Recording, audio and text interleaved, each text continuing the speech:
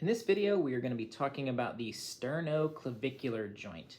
So the sternoclavicular joint is where the sternum, which is the bone in the center of your chest, which would sit right here, where it attaches to the clavicle or the collarbone. So we're talking about the sternoclavicular joint, which is right here. So the SC joint is what it is shortened to. The SC joint is a saddle-shaped synovial joint. I'm going to stand up and try to show you what a saddle-shaped joint does. It's kind of interesting. There are not too many of them in the body. But basically what we've got a curved shape on one side and a curved shape on the other side. As they interlock, this one is allowed to move in one direction. This one is allowed to move in one direction, but they can't move in the opposites, right? So there's a limitation there and there's a limitation there, but they're free to move like that, okay? Kind of a crude example, but hopefully you guys are able to understand that the shape of the joint matters a lot. And so this is a saddle-shaped joint. So there are two different ligaments that are very prominent, the most important ligaments. One lies in the very front of the SC joint here, and one lies in the back, okay? So we've got the anterior and the posterior sternoclavicular ligaments. So that's what those are. Again, those are the bigger, more important stability aspects of the joint there. Something that's kind of interesting about this sternoclavicular joint, it is the only true skeletal articulation between the axial skeleton and the upper limb.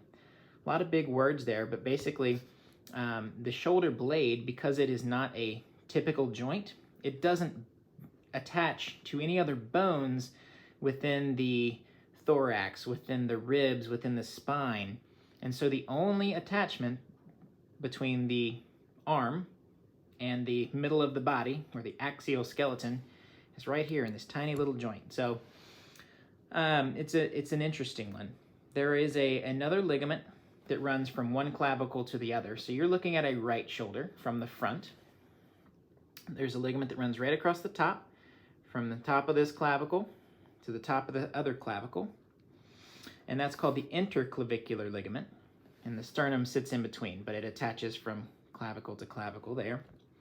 And then there's another ligament from the upper rib to the lower clavicle. So picture your sternum here. Your ribs are all lined up along there, okay? So if this is your first rib,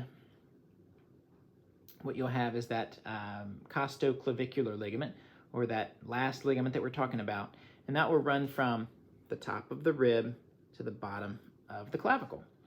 So there's a lot of different things going on here.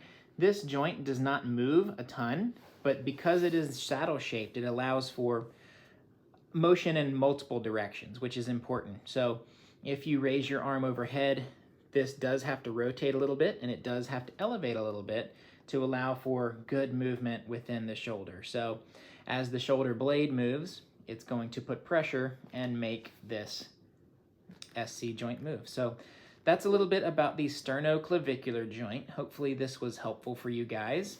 I would invite you to please like and subscribe. We're going to be putting out a lot more shoulder content here.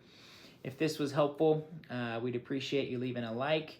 And if you've got any questions or any other requests when it comes to shoulder content, we would love to make a video for that. So please leave that in the comments. Thank you.